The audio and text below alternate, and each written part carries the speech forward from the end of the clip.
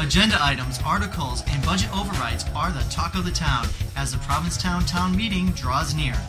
The town hall will soon be seeing green. Stay tuned and we'll explain. Commercial Street may soon be repaved. We'll lay out the facts coming up. That sounds smooth. And if you're looking for stuff to do, a little bit of fun in Provincetown during the winter months, stay with us. We've got some ideas. There's lots to cover, so we hope you stay with us. Provincetown Monthly starts now. Welcome to Provincetown Monthly for March 2009. Here are your hosts, Mike DeBoer and Brian Bader, coming to you from the Land's End Inn in Provincetown. Welcome to Provincetown Monthly for March 2009. I'm Mike DeBoer. And I'm Brian Bader. Thanks for tuning in again. And we come to you this week from the historic Land's End Inn in the west end of Provincetown. As the warm weather approaches, we'll be bringing you news from all over town. This week, we have a special interview with the owner of the Land's End, Michael MacIntyre. But this week is a really busy news month, so let's get started. That's right, it sure is. And the Provincetown Town Meeting is scheduled for Monday, April 6th at 6 p.m. Agenda items on the meeting include the budget, town hall renovation, sewer expansion, town vehicle purchases including a fire truck and sweeper, new parking meters, zoning issues, the recent marijuana law, and 3 animal control articles. Town warrants are available for review prior to the meeting. Provincetown is still working to balance its municipal budget. The teachers' union agreed to freeze wages and save the town roughly $81,000. This still leaves the town $79,000 in the red. Department heads and union personnel may not receive a pay raise this year in order to save money. The Finance Committee is also working on closing the budget gap. The renovations for Town Hall are on schedule. Besides a large amount of rot being discovered and removed, no other surprises have been found. The project is on budget as well. In early March, steel channels and supports arrived that will be installed to make the building sound. A heating and air conditioning unit is expected to be installed across Bradford Street behind the bas-relief. As part of the renovations, the Town Hall will be painted its original color. Paint samples were removed and analyzed by historic paint consultants. The trim will be a cream color, windows and doors a deep reddish blue, and the building itself a wonderful sage. The sewer system may be extended to the Beach Point area. Based on a possible environmental benefit, the State Department of Environmental Protection and the Provincetown Health Agent have urged the town to get a sense of residents' interest in a hookup. The extension of the sewer system to the Far East End will also generate revenue for the town. There is a strong chance that the Provincetown will be the recipient of a $2 million grant, which it will use to repave Commercial Street. The Board of Selectmen voted to hire an engineering firm to develop applications. The cost of this process is just over $16,000. The grant will be awarded in July. If Provincetown receives the money, a test strip will be repaved this fall, and main construction will start in 2011. An increase in water bills for Provincetown homeowners is on tap. Selectmen and the Water and Sewer Board voted a 40% hike for the lowest water users and a 2% jump for large commercial properties. Trash collection in Provincetown may soon be curbed. Last month, the Board of Selectmen put forth the idea that trash collection should be eliminated. Voters, however, overwhelmingly refused to change the current trash collection procedure last year. A local fisherman has proposed to make an area at McMillan Pier used as free tie-up for recreational boaters. There is a 300-foot space along the parking lot that can be used to house boats while their owners and guests spend money in restaurants and shops along Commercial Street. The cost to create the area is estimated at around $1,700.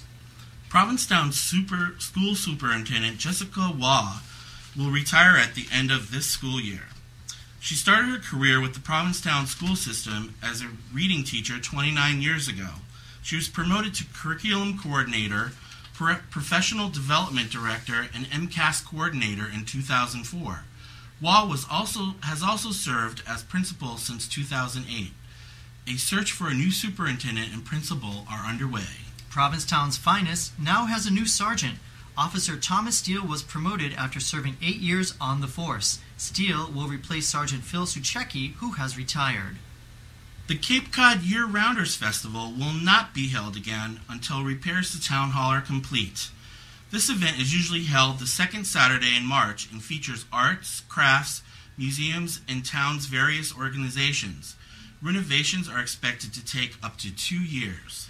3 lots on Brown Street may become community gardens. The 2.29-acre site would be divided into 50 garden plots. The land bank would fund the purchase and the maintenance of the site. This will be an article at the town meeting on April 6th and is being submitted by the Conservation Commission.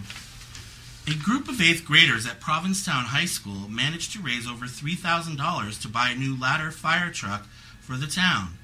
Although this falls far short of the needed funds to purchase a new vehicle, the students planned and executed fundraising efforts themselves. Do you like theaters, movies, and fun? We'll tell you what you can do in Provincetown over the next few weeks. But first, here's a special message from Michael MacIntyre, the owner of the historic Land's End. You're watching Provincetown Monthly for March 2009. Thank you for joining me here at Land's End Inn. The inn was built in 1904 by Charles Higgins, and it was known as the Higgins Bungalow. And it was a private home until 1926, when it was turned into an inn with 7 guest rooms and a Russian tea room. And it was quite an extraordinary destination for the visitors that came here to Provincetown at that time, because it was at the end of Commercial Street, and people used to come up the hill to enjoy tea and also stay here overnight. And the inn did change as time went on with different owners, and more rooms were added, and we have 17 rooms as of right now. But the views from here are spectacular. That's what most people love about the inn. And there are views from almost all of our 17 rooms. Each room is unique and has its own character and decor. Everybody picks a room for different reasons. I bought the inn in 2002 and have tried to retain the feeling that the previous 4 owners have established. I took what they had left here, added to, subtracted, and made it much more comfortable for the traveling public. And I think that you would find, coming here to the inn, it's a sanctuary where you can find peace, tranquility, seclusion, and maybe find love again with your special partner. So I would love to have you come and join me and experience what I really enjoy, the incredible views, the incredible architecture, and the beautiful decor of Land's End Inn. Welcome back to Provincetown Monthly. Are you looking for things to do to chase away those winter months here in Provincetown? Well, we're going to show you what to do. In consideration of WOMR's 27th birthday, the Schoolhouse Gallery, located in the same building as the radio station, is hosting a party March 20th from 6 to 8 p.m. Artists are encouraged to submit artwork that is valued between $100 and $1,000. 20% of all work sold will benefit WOMR. The Norman Mailer Writers Colony will open May 18th.